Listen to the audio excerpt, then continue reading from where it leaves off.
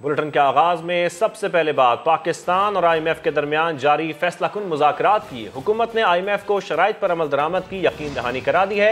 वज़ीर आज़म ने IMF के साथ मामला तय करने की मंजूरी दे दी। मुआहदे की सूरत में पाकिस्तान को 1.1 अरब डॉलर की अगली किस्त मिलेगी। पाकिस्तान को बिजली गैस की कीमतों और पेट्रोलियम पर टैक्स बढ़ाना होगा।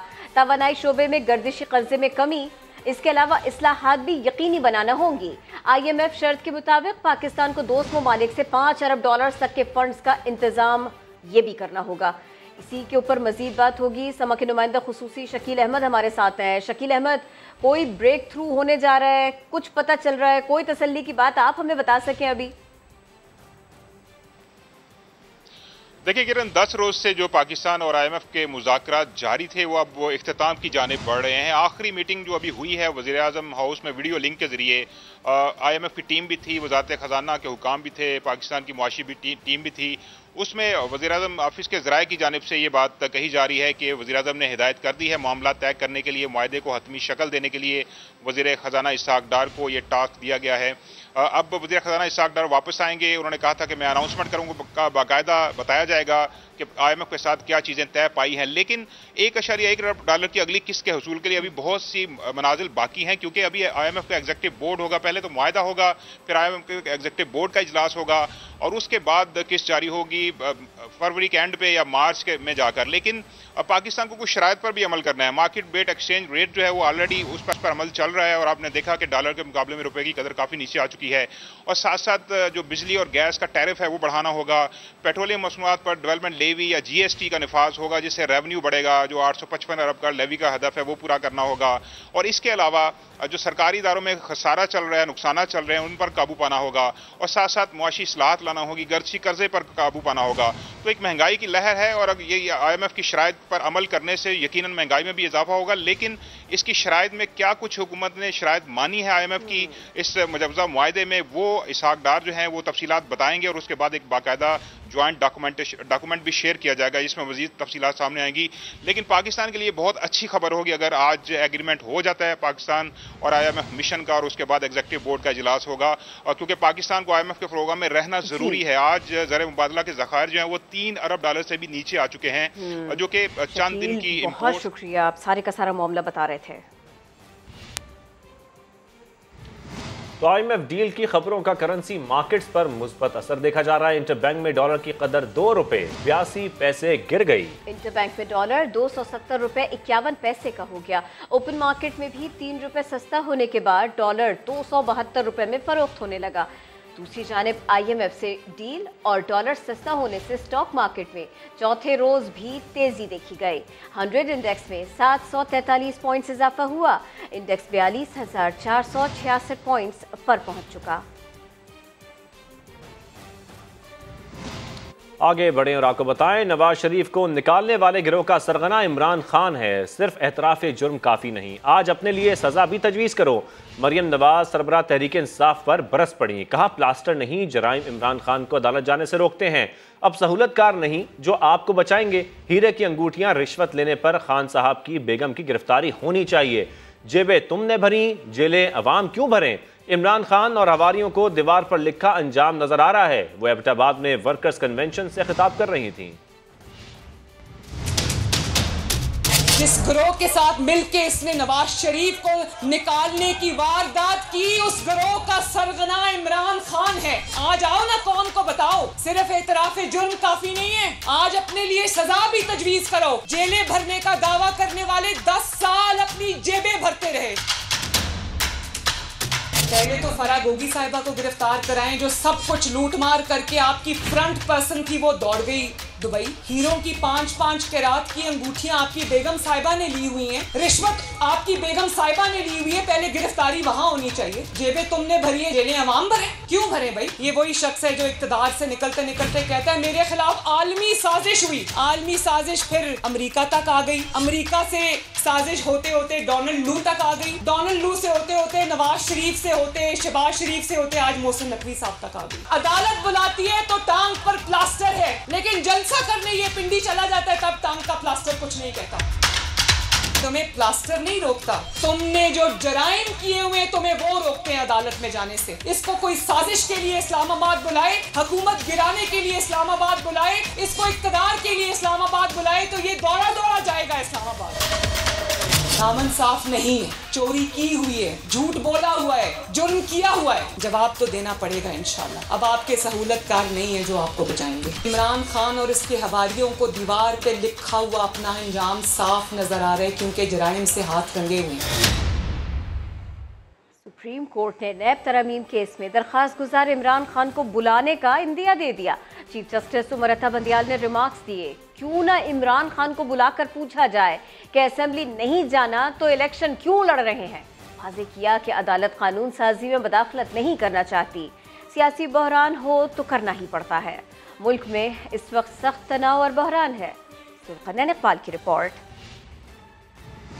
नैब तरमीम के खिलाफ इमरान खान की दरखास्त पर समाअत में आम इंतखाबात की बात चल पड़ी। चीफ जस्टिस ने कहा, मुल्क में तमाम मसाइल का हल अवाम के फैसले से ही मुमकिन है। इलेक्शन कमीशन ने कहा था नवंबर 2022 में आम इंतखाबात कराने के लिए तैयार होंगे। मौजूदा पार्लियामेंट को जानबूझकर नामुकम्मल रखा गया। इसकी कानून साजी भी मुतनाज़ा हो रही है। PTI ने पहले पार्लियामेंट छोड़ी, अब पता नहीं क्यों वापसी का फैसला कर लिया। क्यों न इमरान खान को बुलाकर पूछा जाए, असेंबली नहीं जाना तो इलेक्शन क्यों लड़ रहे हैं।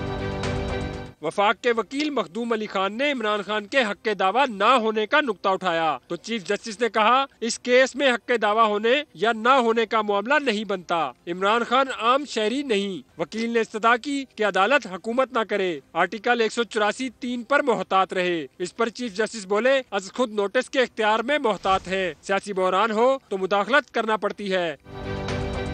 मखदूम अली खान ने दलाइल में कहा, PTI दौर में 5 नैब ऑर्डिनेंस लाए गए। इमरान खान ने सिर्फ हुकूमत जाने पर नैब तरमीम चैलेंज की। जस्टिस एजाजुल एहसन ने कहा, नैब तरमीम चंद अफराद के फायदे के लिए की गई। जस्टिस मंजूर अली शाह बोले, वो भी जरूरी है, इसका फैसला अवाम को करने दिया जाए। केस की समाअत जुम्मे को भी जारी रहेगी। और अब आपको बताएं, इमरान खान ने हुकूमत के खात्मे के बाद जनरल कंवर जावेद बाजवा से मुलाकात का एतराफ़ कर लिया। कहते हैं बरवक्त इंतखाबात के लिए सिर्फ अदलिया से उम्मीद है, क्योंकि हुकूमत इलेक्शन कराने में संजीदा नहीं है। जमान पार्क में सहाफ़ियों से गुफ्तगू में इमरान खान का कहना था कि इस्टेब्लिशमेंट का मतलब सिर्फ आर्मी चीफ होता है। मौजूदा आर्मी चीफ से मुलाकात से मुतालिक सवाल पर उनका ये कहना था कि ताली एक हाथ से नहीं बजती, दोनों हाथों से बजती है। चेयरमैन तहरीक इंसाफ ने कहा कि हुकूमत APC तो बुलाए जाने या ना जाने का फैसला बाद में करेंगे। उन्होंने कहा, IMF मुआहदे से महंगाई का तूफान आएगा। नवाज शरीफ पाकिस्तान वापस आए तो उन्हें अपनी मकबूलियत का अंदाज़ा हो जाएगा। सदर आरिफ अलवी ने जमान पार्क में इमरान खान से मुलाकात भी की और इंतखाबात की तारीख के हवाले से बैकडोर राब्तों पर आगाही दी। पंजाब में इलेक्शन कब होंगे? गवर्नर पंजाब ने जवाब हाई कोर्ट में जमा करा दिया, मौक़िफ़ अपनाया। वज़ीर आला के नाम निहाद एडवाइस पर असेंबली तहलील ही नहीं की तो इंतखाबात की तारीख देना आईनी जिम्मेदारी नहीं। लाहौर हाई कोर्ट में समाअत के दौरान इलेक्शन कमीशन के वकील ने जवाब जमा कराने के लिए मोहलत देने की दरख्वास्त कर दी। मामले पर वफाकी हुकूमत के वकील ने लार्जर बेंच बनाने की इस्तदा की। PTI इस पर मुत्तफिक न हुई। पंजाब में इलेक्शन कब होंगे? गवर्नर का तारीख देने से इनकार। PTI को है अदालती फैसले का इंतजार। गवर्नर पंजाब ने लाहौर हाई कोर्ट में वकील के जरिए अपना जवाब जमा करा दिया। मौक़िफ़ अपनाया कि वज़ीर आला की नाम निहाद एडवाइस पर जब असेंबली तहलील ही नहीं की तो इलेक्शन की तारीख देना गवर्नर की आईनी जिम्मेदारी नहीं, साफ शफाफ इलेक्शन कराना इलेक्शन कमीशन का काम है। लाहौर हाई कोर्ट में इलेक्शन कमीशन के वकील ने मौक़िफ़ अपनाया। इलेक्शन की तारीख देना गवर्नर का इख्तियार है, इलेक्शन कमीशन सिर्फ इलेक्शन करवाता है। अभी बहुत सी रुकावटें हैं। अगर तारीख दे दी जाती है और कमीशन किसी वजह से इलेक्शन ना करा सका तो फिर क्या होगा? इलेक्शन के लिए हमें फंड्स कौन देगा? मामले पर वफाकी हुकूमत के वकील ने अदालत से लार्जर बेंच बनाने की इस्तदा कर दी। ताहम PTI इस पर मुत्तफिक नहीं। आइन में वाज़ेह लिखा हुआ है कि इलेक्शन कमीशन को इस इलेक्शन को कराने के लिए, इस आईनी जिम्मेदारी को पूरा करने के लिए जो भी मदद जिस हुकूमती इदारे से चाहिए होगी वो उसकी आईनी जिम्मेदारी है, उसको पूरा करे। लीगी रहनुमा राना मशहूद ने PTI को आइन शिकनी याद करा दी। अपने दौरे इक़्तिदार में 4.25 साल जो आर्टिकल सबसे ज्यादा इग्नोर किया गया वो आर्टिकल 220 था, क्योंकि इन्होंने कोई काम आइन और कानून के मुताबिक नहीं किया। अदालत ने समाअत 10 फरवरी तक मुलतवी कर दी है। मुताल्लिका फरीकीन से जवाब भी तलब कर लिया है। इलेक्शन कमीशन की परेशानियों में इजाफा। पंजाब और खैबर पख्तूनख्वा असेंबलियों के आम इंतखाबात और ज़िमनी इलेक्शन के लिए सिक्योरिटी एहलकारों की तैनाती भी खटाई में पड़ गई। इस्लामाबाद से ये रिपोर्ट देखिए। वजारत दाखिला की जानिब से इलेक्शन कमीशन को बताया गया है कि GHQ ने सिक्योरिटी सूरत हाल के बायस पोलिंग स्टेशन पर तैनाती के लिए फौज और रेंजर्स एहलकार देने से माजरत कर ली है। खत में पेशावर बम धमाके का भी तस्करा। कहा सिक्योरिटी सूरत हाल ठीक नहीं, फोर्सेज दहशतगर्दी से निपटने में मसरूफ हैं। फौज के एहलकार मर्दमशुमारी के लिए भी सिक्योरिटी देंगे। खत में कहा गया है कि दहशतगर्द ग्रुपों ने सियासी जमातों को खुलेआम हमलों की धमकियां दे रखी हैं, इसलिए इंतखाबी मुहिम के दौरान दहशतगर्दी का खदशा है। इस सूरत हाल में सिक्योरिटी इदारों को नई जिम्मेदारी देने की गुंजाइश नहीं, तहम रेंजर्स को क्विक रिस्पांस फोर्स तैनात किया जा सकता है।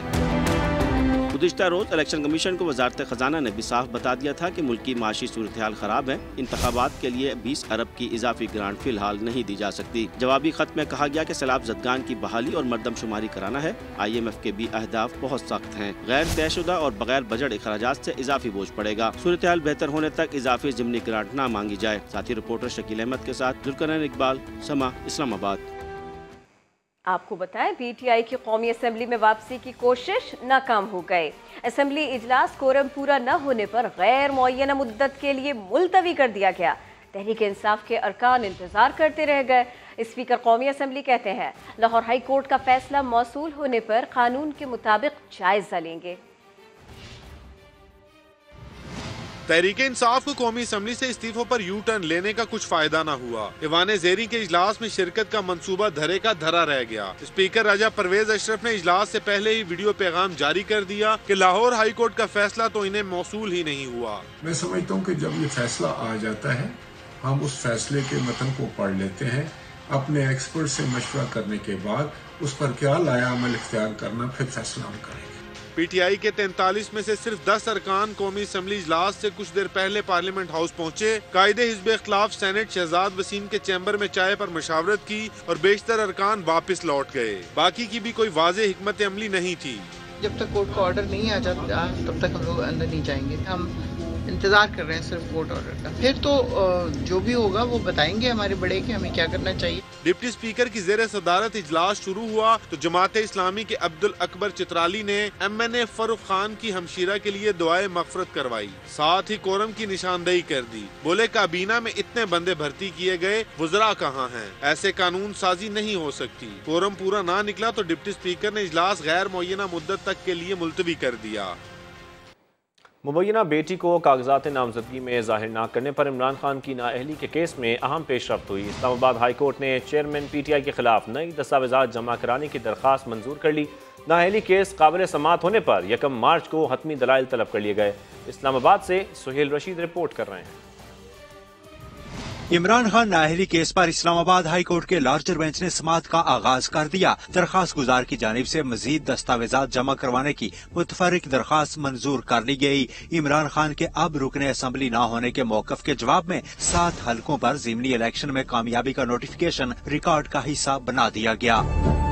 इमरान खान के वकील सलमान अकरम राजा ने जमा कराई गई इजाफी दस्तावेजात का जवाब देने के लिए मोहलत की इस्तदा कर दी। दरखास्त गुजार के वकील सलमान भट्ट ने अदालत से इस्तदा की कि इमरान खान को बेटी जाहिर न करने पर जवाब जमा कराने की हिदायत भी की जाए। इस पर जस्टिस मोहसिन अख्तर कियानी ने रिमार्क्स दिए, क्या किसी को जवाब के लिए मजबूर किया जा सकता है? वो ना भी जवाब दें तो आप अपने दलाइल दे देना। अदालत ने इमरान खान के वकील सलमान अकरम राजा की जानिब से इजाफी दस्तावेजात के लिए मोहलत की इस्तदा मंजूर कर ली। ताहम चीफ जस्टिस ने यह भी वाजे कर दिया कि आइंदा समाअत पर कोई फरीक ये न कहे कि मजीद दस्तावेजात आ गयी, अब केस काबिल समाअत होने पर दलाइल ही सुनेंगे। कैमरामैन ज़ियाफत अब्बासी के साथ सुहेल रशीद, समा, इस्लामाबाद। आसिफ अली जरदारी पर इमरान खान के कत्ल की साजिश के इल्जाम पर मुकदमा। शेख रशीद की जमानत बाद गिरफ्तारी की दरखास्त सेशन कोर्ट इस्लामाबाद ने भी मुस्तरद कर दी। असलम खोखर की रिपोर्ट देखिए। जेल मेरा ससुराल है, इस हुकूमत को नेस्तो नाबूद कर दूंगा। शेख रशीद की बेकाबू जबान पाँव की बेड़ी बन गई। जुडिशल मजिस्ट्रेट के बाद सेशन कोर्ट ने भी जेल से रिहाई की दरख्वास्त मंजूर न की। एडिशनल सेशन जज तहराबाद सिप्रा ने शेख रशीद की जानिब से इल्जाम को बार बार दोहराना जमानत खारिज होने की बुनियादी वजह करार दी।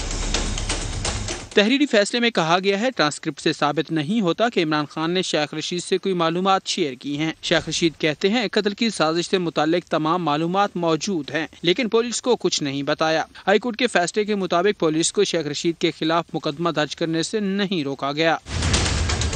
अदालत ने करार दिया कि शेख रशीद के बयान से सियासी कारकुनान में इश्तियाल पैदा हो सकता है। वो माजी में भी इस तरह के गैर संजीदा बयान दे चुके हैं, मगर इनके असरात से लाइल्म है। शेख रशीद सीनियर सियासतदान और FIR में लगाई गई दफात संजीदा हैं। जमानत बाद अज गिरफ्तारी की दरख्वास्त मुस्तरद की जाती है। उधर मरी पुलिस ने शेख रशीद को राहदारी रिमांड खत्म होने पर अदालत में पेश किया और जिस्मानी रिमांड की इस्तदा की, मगर अदालत ने जुडिशल रिमांड पर जेल भिजवा दिया। कैमरामैन अवैस काजी के साथ असलम कोकर, समा, इस्लामाबाद। और अब आपको बताएं, ISPR ने आर्मी चीफ के दौरा अमेरिका से मुताल्लिक़ क़यासराइयों को मुस्तरद कर दिया है। Director general ISPR major general Ahmed Sharif ने अपने ट्विटर पैगाम में लिखा, आर्मी चीफ 5 से 10 फरवरी तक बरतानिया के सरकारी दौरे पर हैं। वो 5वीं पाक बरतानिया इस्तेहकाम कॉन्फ्रेंस में शिरकत कर रहे हैं। कॉन्फ्रेंस दोनों ममालिक के 2 तरफ़ा फ़ौजी ताउन की तकरीब है। पाकिस्तान की आला अस्करी क़यादत 2016 से इस तकरीब में शिरकत कर रही है। पंजाब में ज़ख़ीरा अंदोज़ माफिया सरगर्म, पेट्रोल की मसनूई किल्लत पैदा कर दी। अवाम परेशान, मारे मारे फिरते रहे, पेट्रोल ना मिला। ऐसे में इंतजामिया ने एक्शन दिखाया, कई पंप्स पर छापे मारे, लाखों लीटर पेट्रोल और डीजल बरामद किया गया। कई पंप्स पर जुर्माने किए गए, कई को सील कर दिया।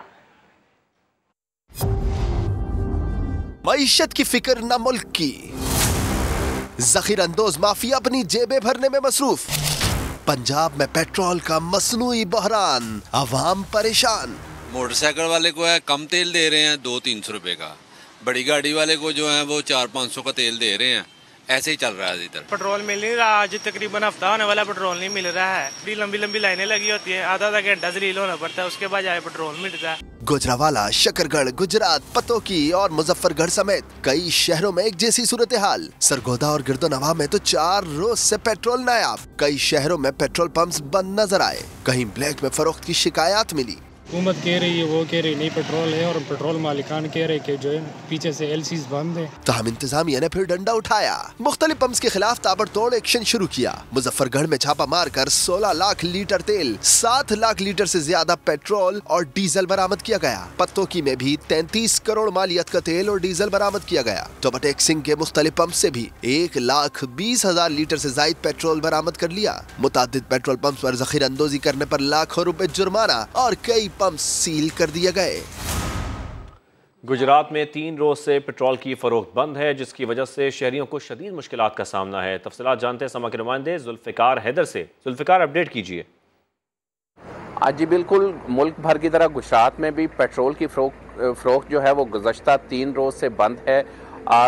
ज़ख़ीरा अंदोज़ माफिया जो है वो सरगर्म है, ज़ली इंतज़ामिया गायब है। शहरी पेट्रोल के हसूल के लिए जो है वो सड़कों पर खार हो रहे हैं।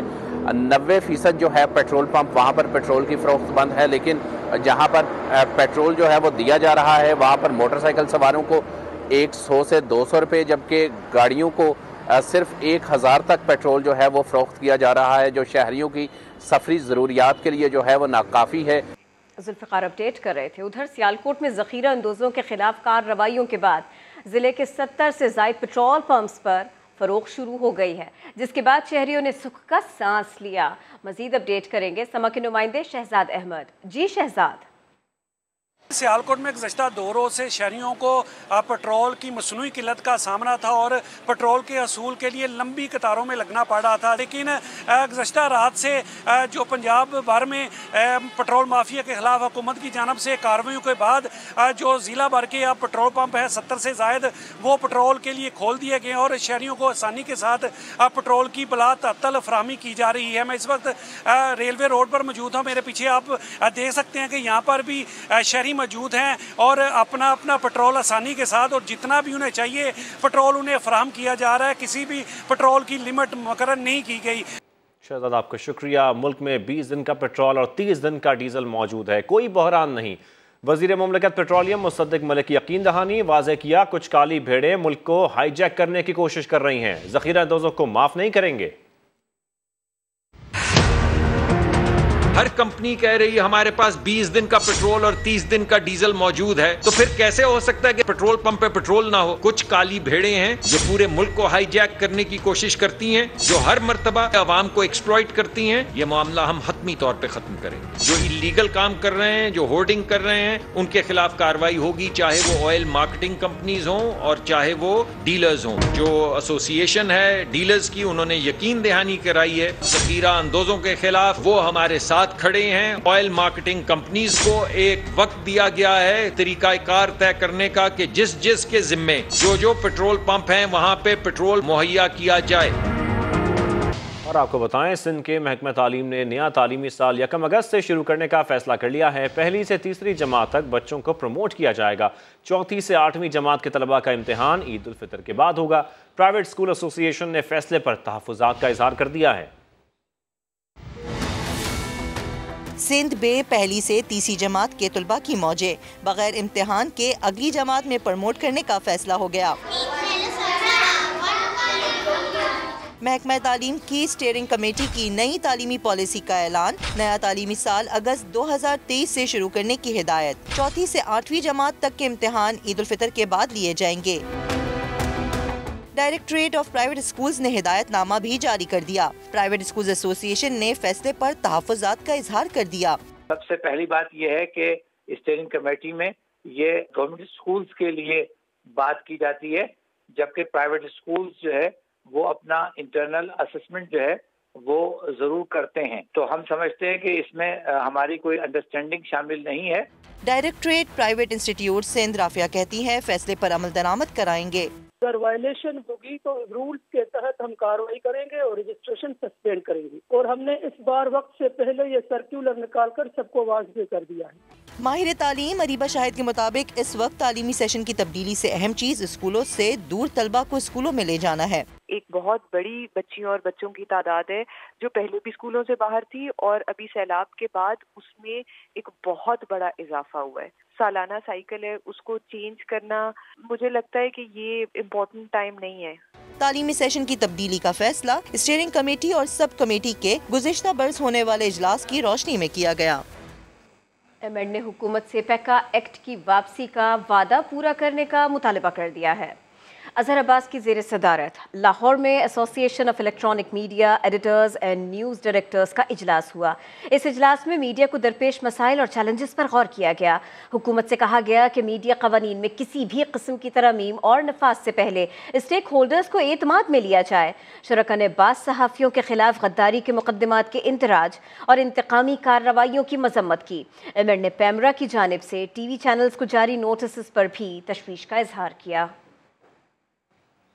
और अब आपको बताएं, चित्राल के सयाहती मकाम कैलाश वैली में पहली मरतबा विंटर स्पोर्ट्स फेस्टिवल का इनेकाद किया गया। खूबसूरत मनाजिर जरा आपको भी दिखाते।